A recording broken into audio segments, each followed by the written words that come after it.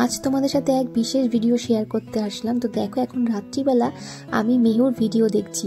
মেহুকে তোমরা অনেকেই চেনো, ওর নাম হচ্ছে মেহু আনিষ্কা। তোমাদের মেহু ওর চ্যানেলের নাম, আর একটা হচ্ছে সঙ্গীতাস লাইভ, যেটা ওর মা করে, দুটোই ওর মা চালায়।